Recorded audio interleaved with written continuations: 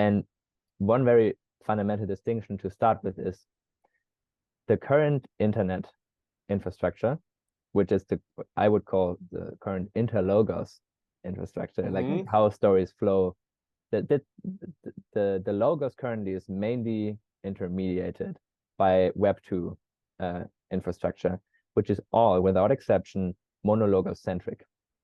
You have like your profile that is just a cold screen.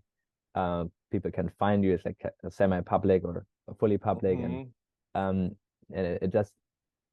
think it's built around the kind of concept of the ego or persona. Like this is how you present yourself, and this is like the refined stories that you give out, and almost none of that free-flowing conversation.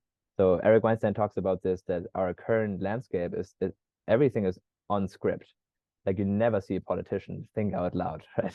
And can I mention too, there's actually, for me, there's a sense of pain, like embodied pain that comes with that, because there's an intuition that this is not real, this is script.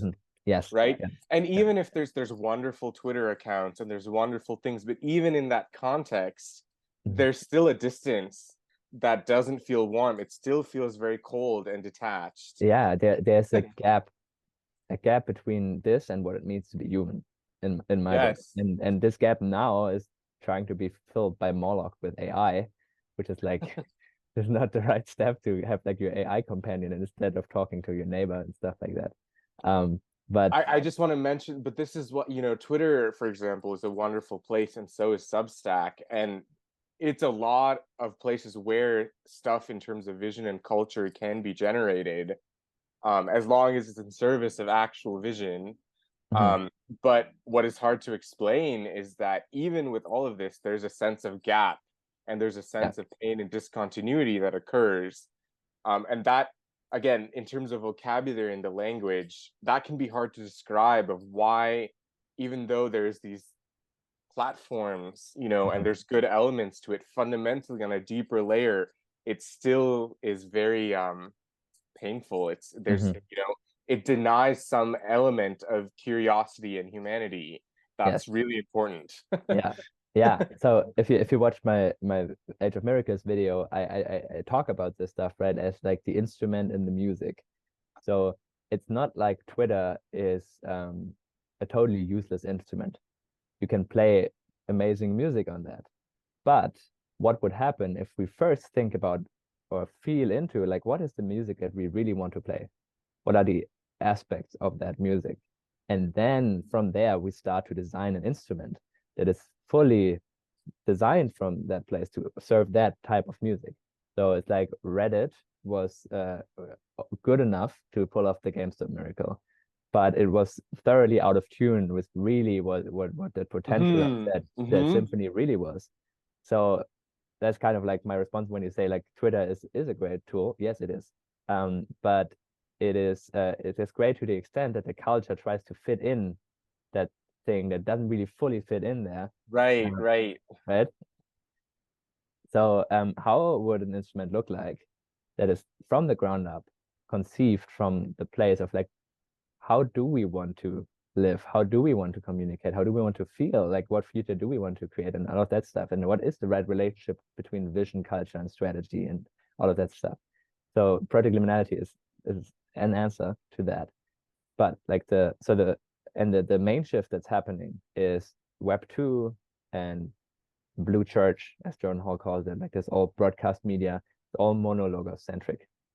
And this is fundamentally like if you look at it really like without filters, it's like it's drones being programmed, right? Literally Balaji, if you follow Balaji, he literally said that at some point, like if computer code programs drones, then media programs humans. And he's like, so we need to work on media to make it better. And I'm like, let's stop programming people. Maybe let's trust that self-organization is much better than anything any single individual could engineer. So the like propaganda shouldn't be part of the way forward in my book. But so it's all monologue-centric.